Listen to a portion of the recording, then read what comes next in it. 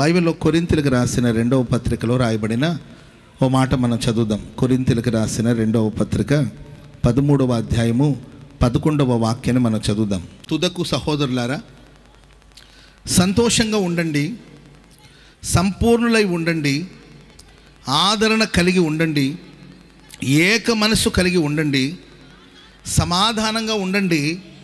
ప్రేమ సమాధానమునకు కర్తయ్యగు దేవుడు మీకు తోడై ఉంటాడు. చప్పట్లు కొడుతాం అందరు గట్టిగా, గట్టిగా హల్లెలూయా.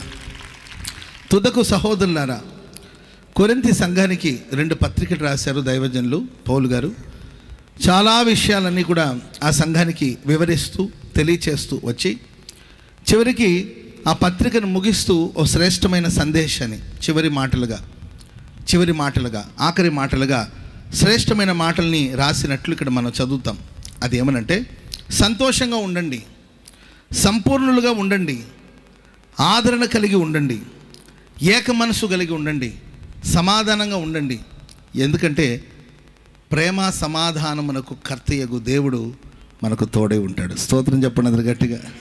మన దేవుడు ఎవరు తెలుసండి? ప్రేమ సమాధానానికి కర్తయ్యగు దేవుడు. కర్త అంటే సృష్టించిన దేవుడు. ప్రేమ ఎక్కడ ఉదయిస్తుంది, సమాధానం అనేది ఎక్కడ మొదలవుతుంది అంటే, ప్రేమకు సమాధానానికి కర్త ఎవరంటే మనం ఆరాధిస్తున్న దేవుడు.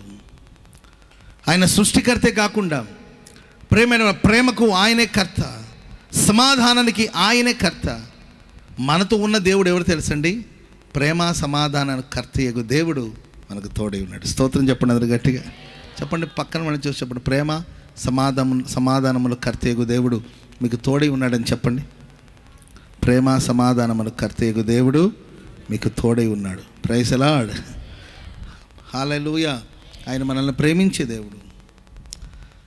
అగాధ సముద్రాలైన దేవుని ప్రేమను ఆర్పజాలదండి. దేవుని ప్రేమ నిస్వార్థమైన ప్రేమ, స్వచ్ఛమైన ప్రేమ, కపటం లేని ప్రేమ, మన కోసం తాను పానార్పణగా అర్పించుకున్న ప్రేమ, మన కోసం పరలోకాన్ని విడిచి భూలోకానికి దిగి వచ్చిన ప్రేమ క్రీస్తు ప్రేమ. దేవా, నీవు నన్ను ఎంత ప్రేమిస్తున్నావు అని ప్రశ్నించిన ప్రశ్నకు సమాధానంగా శిలువ మీద తన 2 చేతులు చాపి తన తుది శ్వాసను విడిచి ప్రాణాన్ని త్యాగం చేసి నీ కోసం నా ప్రాణాన్ని అర్పించినంతగా నేను నిన్ను ప్రేమిస్తున్నానని సెలవిచ్చిన దేవుడు. ప్రేమకు కర్త అయిన లోకంలో ఎన్నో తుచ్చమైన ప్రేమ, తుచ్చమైన అభిలాష, శరీర సంబంధమైన ప్రేమ, ఇలాంటి కార్యక్రమాలు లోకంలో మనం ఎన్నో చూస్తున్నామండి. అవి తాత్కాలికంగా ఉంటుంది. ఆ ప్రేమలో స్వార్థం, ఆ ప్రేమలో ఏదో ఆశించి ఏదో ఎదురు చూసి ప్రేమిస్తున్నారు. ఆ తర్వాత కాలక్రమేణా ఆ ప్రేమ చల్లారిపోతుంది. ప్రేమించిన వాళ్ళే ప్రేమించిన మనిషే ద్వేషించడం ప్రారంభిస్తున్నాడు.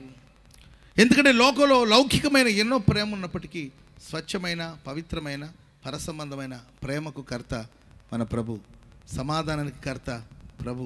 ప్రియులరా, ఆ ప్రభు మనకు సదాకాలం తోడే ఉంటాడు. ఆమెన్ చెప్పండి అందరు గట్టిగా హల్లెలూయా. సమాధానం, క్రీస్తులో ఉన్న సమాధానం, యేసులో ఉన్న సమాధానం.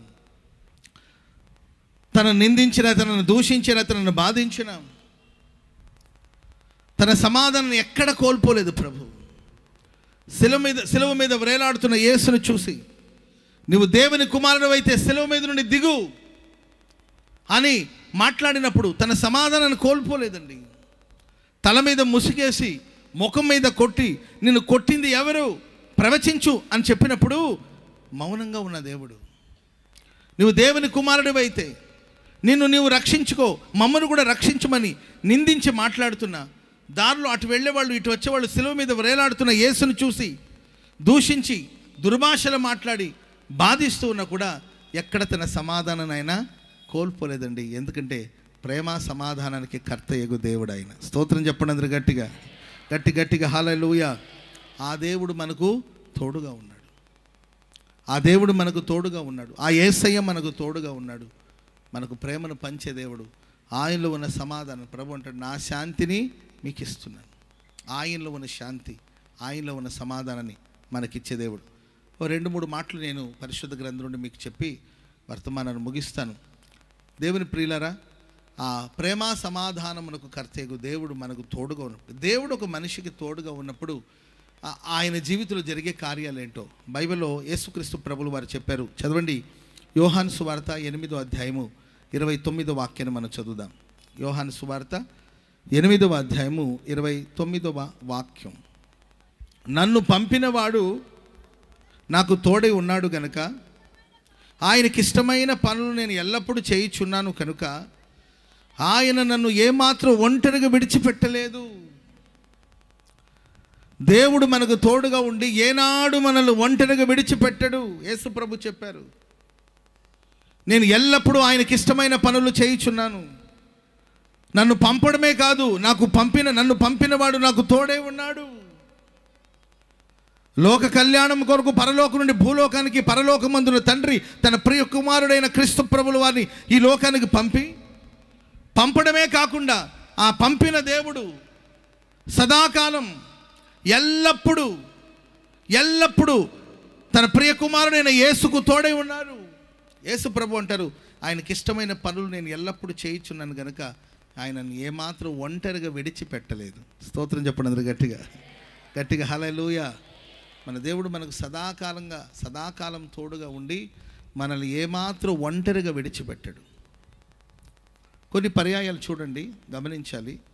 కొన్ని పర్యాయాలు మీరు చూడండి, మానవుని జీవితం అనేది ఖచ్చితంగా తప్పక ఒకరి మీద ఒకరు డిపెండ్ అయ్యి బ్రతకడమే. నరుడు ఒంటరిగా ఉండుట చెప్పాలి, నరుడు ఒంటరిగా ఉండుట మంచిది కాదు అని దేవుడే తనకు సాటి అయిన సహాయాన్ని ఏర్పాటు చేసినట్లు బైబిల్లో గ్రంథస్థం చేయబడింది. ఉంటే ఏమైంది, ఒంటరి అనుకోవచ్చు కదండి. ఒంటరిగా ఉండటం మంచిది కాదు.